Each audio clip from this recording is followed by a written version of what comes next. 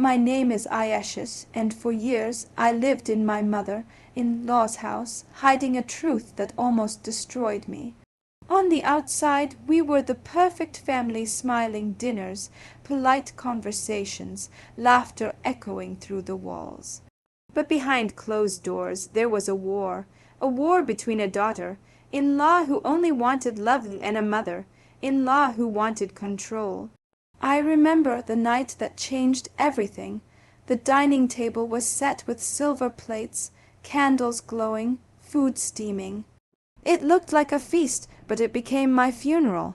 My own parents, the people who had raised me, looked at me with cold eyes and said, "From this moment you have no home here any more." Then they turned their backs. I was exiled from both families in a single night. My crime. A secret whispered into my mother-in-law's ears, a secret I never told anyone, yet somehow she used it to destroy me. That night I swore I would never be silent again. If they thought they could bury me with shame, they were wrong. Because the woman they tried to throw away would rise from the ashes to burn their empire down. I still remember the day I entered that house for the first time, my new home, my new life. The walls smelled of fresh paint and incense. The chandeliers sparkled like promises, and everyone smiled as if they had been waiting for me forever. My husband held my hand with pride, and his mother, my new mother-in-law, embraced me so tightly that I thought, maybe this is what belonging feels like. But belonging has a price. The very next morning her voice sliced through the silence of my room. "Wake up early. A good daughter-in-law doesn't sleep past sunrise."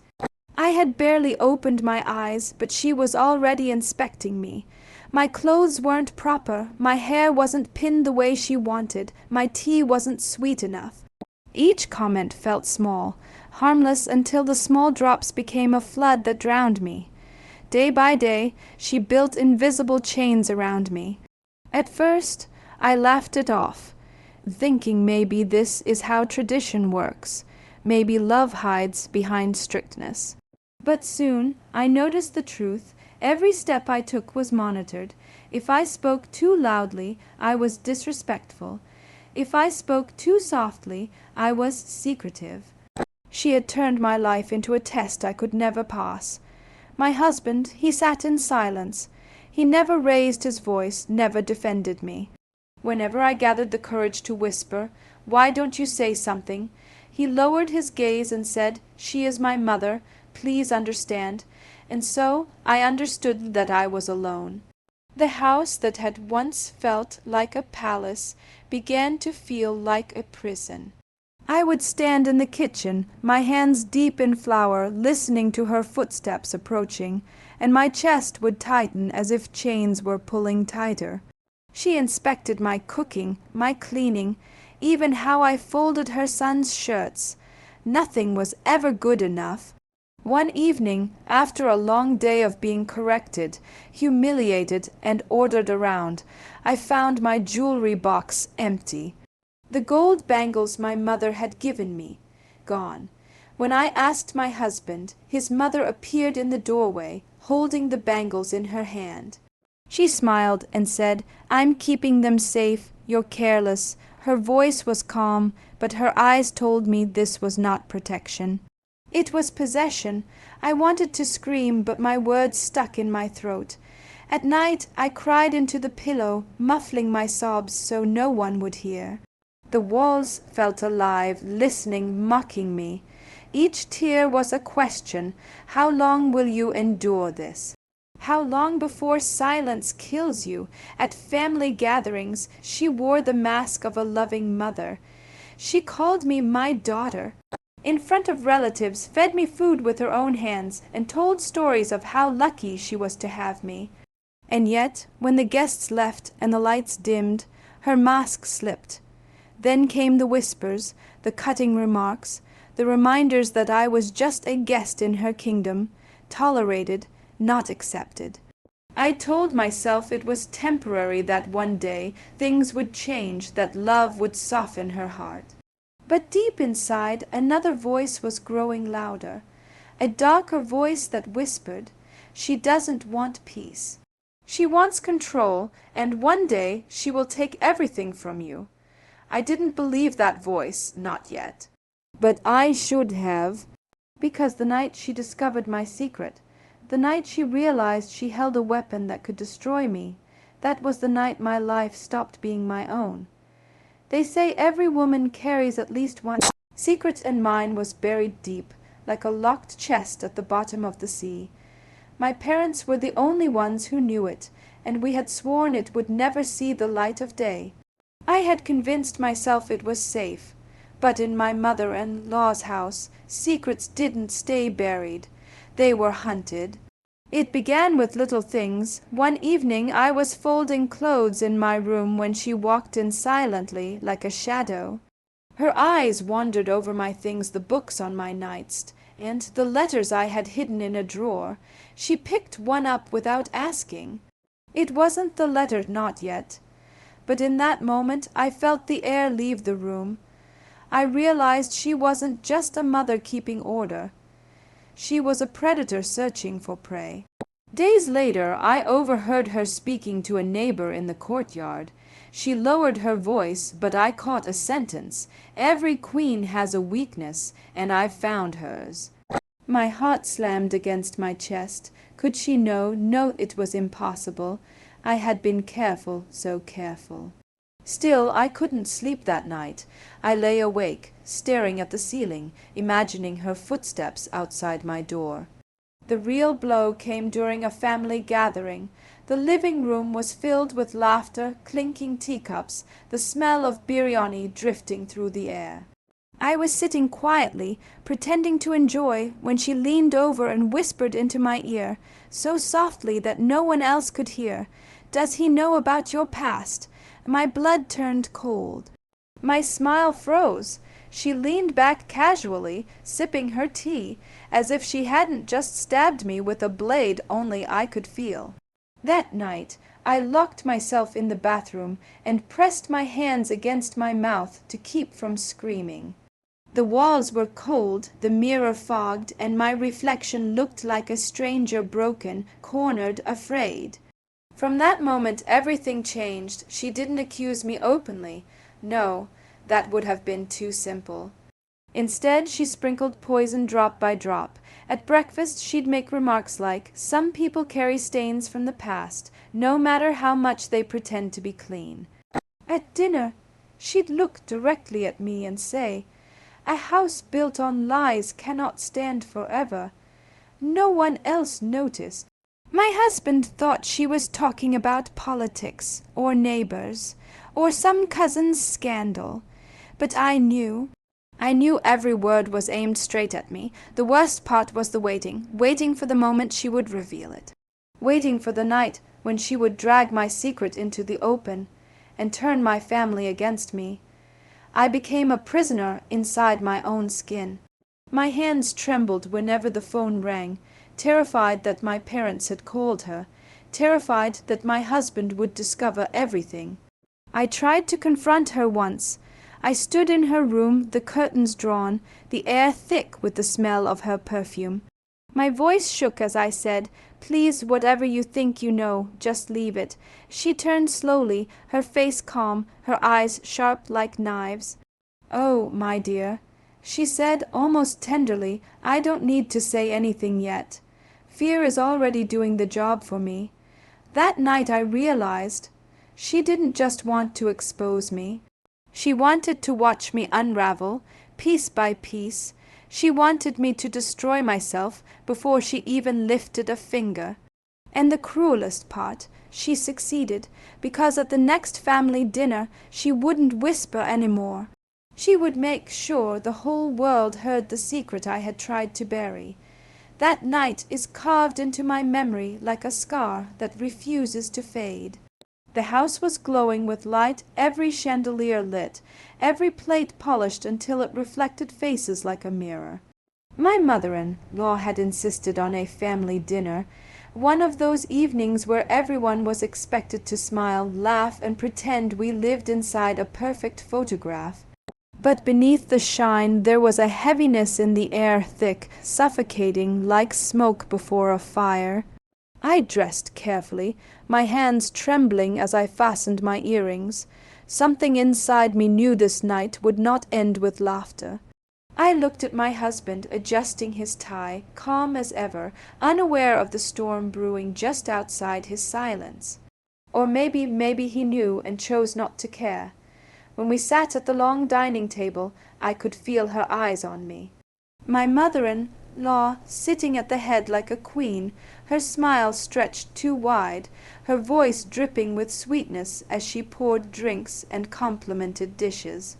To anyone else she looked warm, loving, but I knew better. Every glance she threw at me was a warning. Tonight you fall. The food was served, steaming rice, spiced chicken, bowls of curry, yet I could barely taste a thing.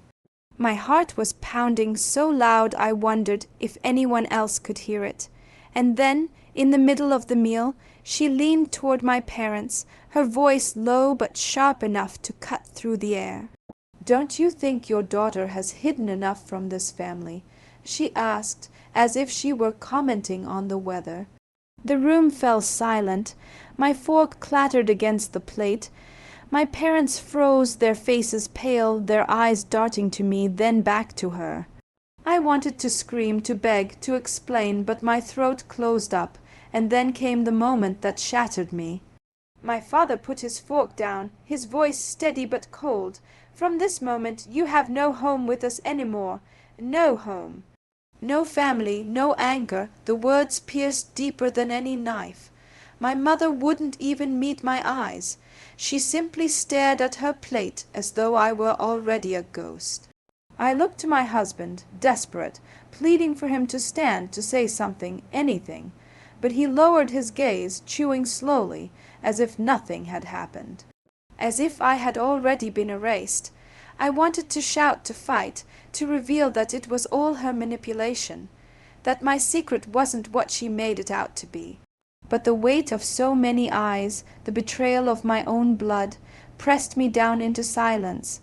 My mother-in-law smiled, victorious, raising her glass as if celebrating a toast. "A family must always live in truth," she said. Her words floated over the table like poison in the air. That dinner table felt less like a home and more like a courtroom. I was the accused, judged guilty without a trial, condemned without defense. My parents had abandoned me, my husband had betrayed me, and the woman who orchestrated it all sat there glowing in triumph. I excused myself quietly, my legs shaking, my vision blurred with unshed tears. As I stepped out into the cold night, the laughter behind me resumed, as if I had never existed. I walked away with nothing but a hollow chest and a burning fire in my veins. They thought they had destroyed me.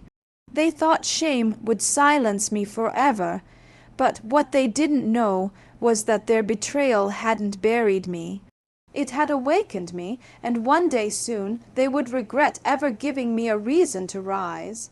When I walked out of that house after the dinner of betrayal, I carried nothing but a small bag and the weight of every wound they had carved into me.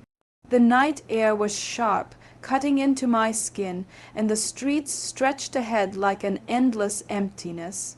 For the first time in my life, I wasn't a daughter, I wasn't a wife, I wasn't anyone's pride. I was just no one. I remember sitting on the cold pavement, the orange glow of the streetlight flickering above me. Cars passed by, people hurried home, yet I felt invisible, like a ghost. The silence around me was so loud that it pressed against my chest until I could barely breathe. My parents' words echoed in my head, "You have no home any more." And my husband's silence echoed louder than any insult. That night I cried until my throat burned raw. The tears didn't fall gently, they poured like a storm, soaking my scarf, blurring the world around me. I clutched my bag to my chest, not because it had anything valuable, but because it was all I had left to prove I still existed. The days that followed blurred into one another. I slept in places that weren't mine, sometimes at a distant cousin's, sometimes on a friend's floor. No matter where I went, I felt like an intruder, my shame following me like a shadow that refused to leave. Every whisper in a room felt like it was about me. Every kind smile felt like pity. But in the middle of all that despair, something began to shift. At first it was small, just a spark of anger buried under the rubble of my grief. I noticed it one morning as I stared at my reflection in a cracked mirror. My eyes were swollen, my lips trembling, but in the depths of that broken image I saw something fierce. It was rage, the kind of rage that grows not from hate, but from betrayal, a fire born in silence, fed by humiliation, waiting for the right moment to burn everything in its path. I began to think, really think. I replayed every moment with my mother-in-law, every cruel word, every stolen piece of dignity. And with each memory, my sorrow sharpened into resolve. She thought she had won by turning my parents against me, by making me crawl out of her house like a beggar. But what she didn't realize was this: she hadn't destroyed me. She had created something far more dangerous. At night, lying awake in borrowed rooms, I planned. My mind became a battlefield where strategies formed out of sleepless hours. I remembered conversations, documents, secrets she had let slip when she thought I wasn't listening. I began piecing together a map of her empire, her property dealings, her hidden manipulations, the lies she had woven into the family's pride. Each detail was like a weapon I tucked into my soul. The loneliness no longer broke me, it forged me. Every tear hardened into steel, every insult became fuel. And every night, as the world slept, I whispered to myself, "You will rise, Ayesha, you will rise, and they will watch everything they built collapse under your hands." One evening, I returned to the very street where I had been thrown out. I stood there in the shadows, watching the windows of their glowing house. I could almost hear their laughter drifting into the night, the same laughter that had mocked my pain. My fists clenched and a calmness washed over me, not the calm of surrender, but the calm before war. They thought I was finished. They thought I had nowhere to go, nothing to fight for. But soon they would learn that a woman with nothing left to lose is the most dangerous enemy of all. Revenge does not arrive like thunder. It begins quietly, like the first drop of rain before a storm. That's how it started for me, not with shouting, not with fire, but with silence. A silence so heavy it could cut glass. I knew I couldn't strike blindly. My mother-in-law had built her power on two pillars: respect in society and fear inside the house. To destroy her, I would have to shatter both. I began with her secrets. She thought she was clever, hiding her little deals, the money she siphoned from family accounts, the property papers she kept locked in the iron safe. But she had underestimated me.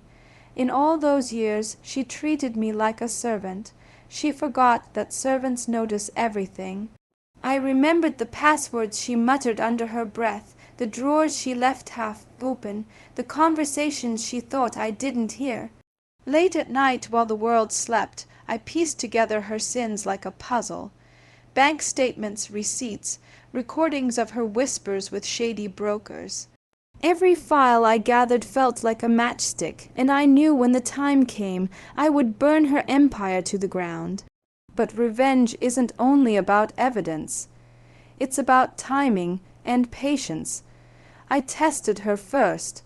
At a neighborhood gathering, when she boasted about her honesty, I slipped a small comment. Strange how some people live double lives. The words hung in the air. She froze for just a second, her smile faltering, her eyes darting to me. That was the first time I saw fear flicker across her face. It fueled me. I started planting doubts in the family. With my husband's cousins, I casually mentioned how money seemed to disappear, how certain properties weren't in the family name anymore. I didn't accuse her directly. No, I simply let the seeds fall, and I knew whispers would grow into rumors. Meanwhile, I stayed invisible. I wore the mask of the silent, broken daughter-in-law she thought she had destroyed. But inside, I was sharpening knives she couldn't see. The day came when I released the first blow. Anonymously, I sent documents to a relative, proof of a crooked land deal she had signed. The shockwave was immediate. Suddenly, her phone wouldn't stop ringing. Neighbors began to question her, and relatives whispered behind her back. She stormed through the house, accusing everyone of betrayal, but she never suspected me, not yet. I watched her unravel from the shadows, and each crack in her armor made my breath steadier, my heart calmer. This was justice not in a courtroom, but in the court of life. Still, the greatest revenge was yet to come. Because I knew one truth. Her pride wasn't in her wealth. It wasn't even in her control over my husband. Her pride was in that dinner table, the same table where she had stripped me of my dignity, where she had turned my parents against me.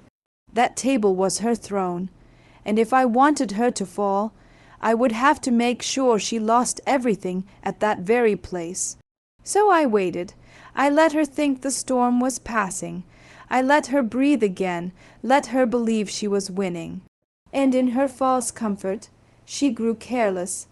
That's when I prepared my final strike. I had the files, the recordings, the evidence. I had the relatives who now doubted her. I had my silence sharpened into a blade, and soon, very soon, there would be another dinner. But this time it would not be me who was humiliated.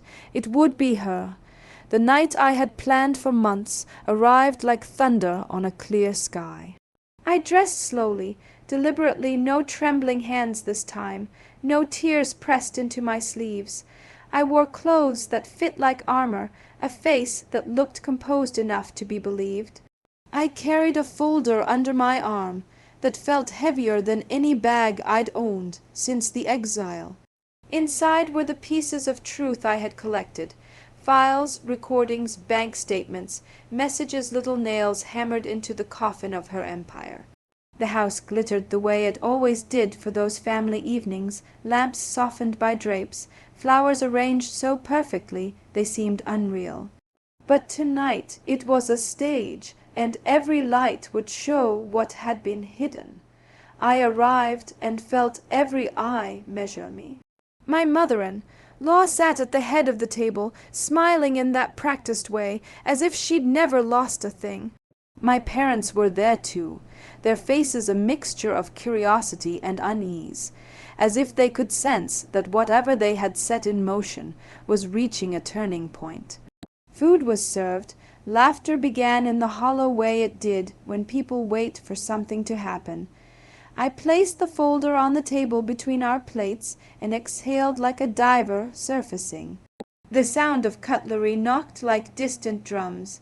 When I finally spoke, my voice was steady, not the frightened whisper of the woman who had been cast out, but the clear, cold tone of someone who'd learned how to steal back her life. I thought this should be shared here, I said, right at this table. Silence slammed into the room. Faces edged toward me, drawn like moths to a flame. I slid the first set of documents across, the papers catching the light like little confessions. I played the recordings next, the voice she used when she thought no one listened, the calls to brokers, the lists of properties moved into shell companies. I read messages that proved how she had whispered poison into ears at gatherings, how she'd orchestrated lies that broke families apart. Each revelation landed with the steadiness of a verdict. My mother-in-law's smile faltered. At first she laughed it off, a small, brittle sound, but then the laughter died. Her hands, which had once been sure and controlling, trembled when she reached for the wine-glass. My parents' faces changed as the truth sifted through them, particle by particle. I watched the color drain from their cheeks, the way disbelief turned to shame. The people who had once judged me now had to face the woman who had judged them. She tried to speak, stammered, deny, but the recordings were already there, the paper, trail a mirror she couldn't break. Relatives who had admired her stepped back, neighbors who had whispered in corridors turned their heads. The throne she had sat upon for so long collapsed under the weight of her own deeds. The empire of respect she had built, brick by carefully placed brick, began to crumble in front of everyone who mattered. I felt a strange calm as the room shifted. I had imagined jubilation, a sudden rush of vindication, but what swept over me was quieter. It was the slow unfastening of a knot that had bound me for years. My parents reached for each other, their hands shaking, apologies tumbling like pebbles. Their eyes finally met mine with something raw and human. Regret, bewilderment, the ache of being wrong. She stood there, exposed and small, and for a moment she wasn't a queen or a tyrant, just a woman who had gambled on other people's silence and lost. The neighborhood's whispers turned from gossip to pity and then to condemnation. Phone calls began official voices, questions I had anticipated. The papers I had sent would not only strip her of respect, they would follow her into places where respect could not hide the law. I didn't savor the ruin. I didn't dance on a stage of ashes. Instead, I gathered my things, the worn pieces of me that once fit into another life, and I rose. My steps were simple and sure. I walked away not to gloat, but because the thing I had wanted most, my name restored, my truth acknowledged, had been given back to me. As the door closed behind me, the house fell into a noise I had never wished for, the murmur of consequences settling like dust. Outside, the night air felt different. It didn't bite or press. It held space clean, open, an expanse I could step into. Justice had been served, not as a spectacle, but as a quiet balancing. My chest felt lighter. I had lost a home, yes, but I had reclaimed myself.